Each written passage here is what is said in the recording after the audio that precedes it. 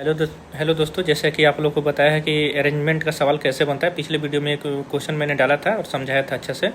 चलिए तो इस पर हम 2 क्वेश्चन और देते हैं और देखिए बनाइए, आप लोग को अच्छा लगेगा। और क्वेश्चन भी एग्जाम में जिस पैटर्न पर मैं बना रहा हूँ उसी तरह बनाने का प्रयास कीजिएगा।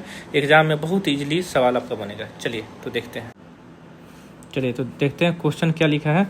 ए बी से छोटा है लेकिन सी से लंबा है, ठीक है। डी ए से छोटा है लेकिन सी से लंबा है, और ई बी से छोटा है लेकिन ए से लंबा है। तो सबसे छोटा व्यक्ति कौन है। तो जैसे क्वेश्चन करेगा वैसे बनेगा। पहले क्या बोल रहा है कि पहले एक रफ वर्क कर रहे थे। ए जो है बी से छोटा है, ठीक है। ए बी से छोटा है लेकिन किससे लंबा है, सी से लंबा है। डी जो है ए से छोटा है लेकिन सी से लंबा है। तो डी जो है वो ए से छोटा हो जाएगा लेकिन ये सी से लंबा हो गया, ठीक है। और ई जो है बी से छोटा है, ई बी से छोटा है लेकिन ए से लंबा, तो ई यहाँ पे हो जाएगा ए से लंबा। तो सबसे छोटा व्यक्ति कौन। अब इसको बढ़िया से सजा लेंगे, ठीक है। अब देखिए मैंने बनाया था बी, फिर ई आया मेरा, फिर ए आया, फिर डी आया, फिर सी आया। अब देखिए सबसे छोटा व्यक्ति पूछ रहा है तो सबसे छोटा कौन आ गया, सी आ गया। सबसे बड़ा पूछता तो कौन आता, बी आता। और जिस तरह कहता कि दूसरे नंबर पर कौन आ रहा है, चाहे आरोही क्रम में कौन आ रहा है, अवरोही क्रम में, तो इससे भी हम लोग बना लेते हैं। चलिए अगला क्वेश्चन देखते हैं हम। इसको ध्यान से देख लीजिएगा। इस क्वेश्चन को देखिए, अगला क्वेश्चन को। पी जो है क्यू से छोटा है, थोड़ा और सही से करो।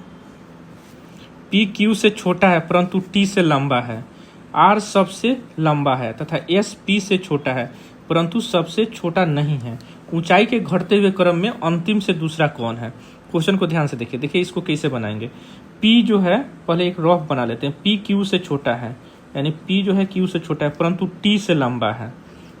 क्यू से छोटा है परंतु टी से लंबा है, यानी टी से लंबा हो गया। आर सबसे लंबा है, यानी सबसे लंबा है तो आर इधर जरूर कहीं होगा, लंबा है। तथा एस पी से छोटा है। एस जो है वो पी से छोटा है परंतु सबसे छोटा नहीं है। तो एस जो है ये तो पी से छोटा हो जाएगा लेकिन सबसे छोटा नहीं है, तो यानी इससे छोटा टी हो सकता है। अब वो है ऊंचाई के घटते हुए क्रम में। घटते हुए क्रम का अर्थ आप लोग को बताया थे कि सबसे बड़ा सबसे पहले रहेगा, तब उसके बाद, तब उसके बाद, तब उसके बाद। घटते हुए क्रम अंतिम से दूसरा, तो अंतिम ही हो गया, दूसरा कौन आ गया, एस आ गया। क्वेश्चन को ध्यान से देख लीजिए। घटते हुए क्रम यानी सबसे बड़ा पहले, उसके बाद, उसके बाद, तो अंतिम से दूसरा कौन है, एस है। ध्यान से देखिए और बनाने का प्रयास कीजिएगा। क्वेश्चन को बढ़िया से आप लोग देख लीजिए क्या क्वेश्चन कह रहा है, ठीक है। उसके बाद से धन्यवाद।